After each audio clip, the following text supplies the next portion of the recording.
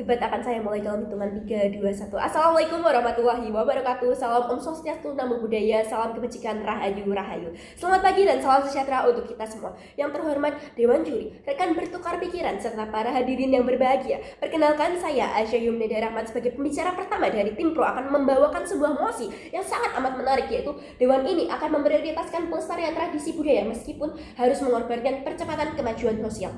Dewan Juri yang terhormat, kami percaya bahwa kemajuan sosial itu bukan hanya soal cepatnya modernisasi, urbanisasi, individualisme. Kemajuan sosial yang sejati adalah kemajuan yang tetap menjaga identitas, stabilitas sosial, dan keberlanjutan komunitas.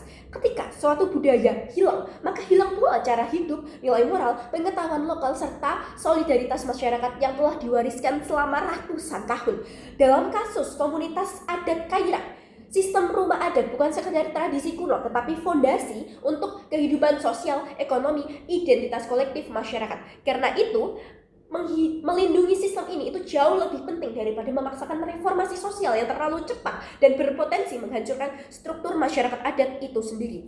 Marilah kita bahas satu persatu definisi yang akan kita gunakan. Yang pertama, pelestarian tradisi budaya. Artinya adalah perlindungan hukum dan finansial terhadap sistem rumah adat, termasuk pengambilan keputusan oleh tetua adat, kepemilikan tanah kolektif, dan kewajiban magang budaya bagi pemuda.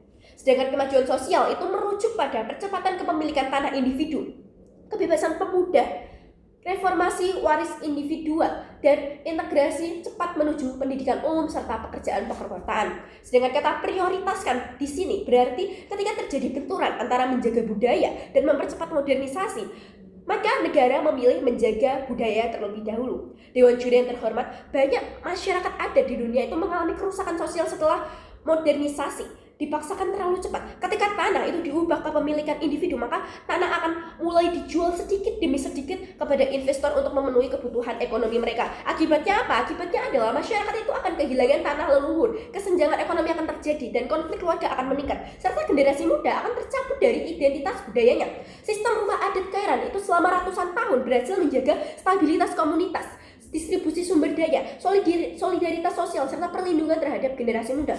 Reformasi yang didorong pemerintah dan kelompok perkotaan itu berusaha menggantikan sistem komunal menjadi individualistik secara cepat. Masalahnya adalah perubahan sosial yang terlalu cepat itu tidak memberikan waktu bagi komunitas untuk beradaptasi.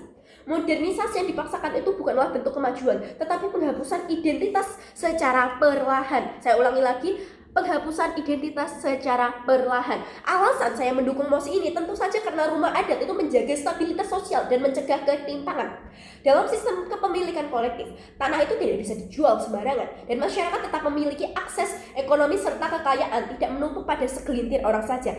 Jika kepemilikan tanah itu diganti menjadi individual, dipercepat, maka masyarakat miskin akan rentan menjual tanah itu kepada investor dari luar, dan investor itu akan membeli lahan, dan akhirnya masyarakat adat menjadi buruh di tanah sendiri. Ironis sekali. Ini bukanlah asumsi, saya ulangi lagi, ini bukan asumsi belaka, tetapi pola seperti ini sudah banyak terjadi di komunitas adat di berbagai negara. Lalu identitas budaya itu tidak bisa dikembalikan setelah hilang.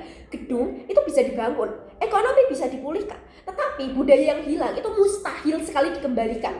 Magang budaya 1 tahun bukanlah bentuk pengekangan, tetapi itu adalah bentuk mekanisme transfer identitas, seperti bahasa daerah yang diwariskan, sejarah lisan dijaga, dan nilai gotong royong juga tumbuh, serta pemuda akan paham akar komunitasnya. Jika pemuda langsung diarahkan ke kota tanpa adanya keterikatan budaya atau tanpa pembekalan budaya, maka generasi muda akan mengalami keterasingan identitas, bahasa lokal akan punah, dan budaya hanya akan dipajang di museum atau dituliskan di buku sejarah belaka. Tidak ada aksi nyatanya. Lalu negara itu memiliki tanggung jawab untuk melindungi warisan budaya, bukan membiarkan kalah oleh arus modernisasi global. Saya ulangi sekali lagi, negara memiliki tanggung jawab untuk melindungi warisan budaya, bukan membiarkan mereka kalah oleh arus modernisasi global.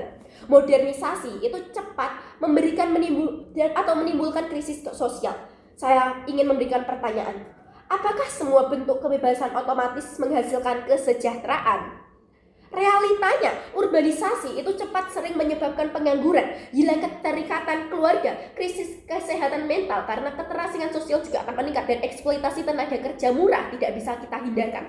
Sistem rumah adat itu memberikan transisi yang bertahap. Seperti pemuda itu bisa belajar budaya tetapi tetap bisa bekerja dan belajar atau sekolah. Budaya itu tidak menolak kemajuan, tetapi memastikan kemajuan itu terjadi secara terarah dan tidak menghancurkan masyarakat yang ada di dalamnya. Tim oposisi membingkai tradisi sebagai sesuatu yang kuno dan menghambat kebebasan individu. Namun konteks dalam mosi ini bukan tentang pelanggaran hak asasi manusia ekstrim. Tidak ada perbudakan, tidak ada kekerasan, dan tidak ada pelanggaran total pendidikan.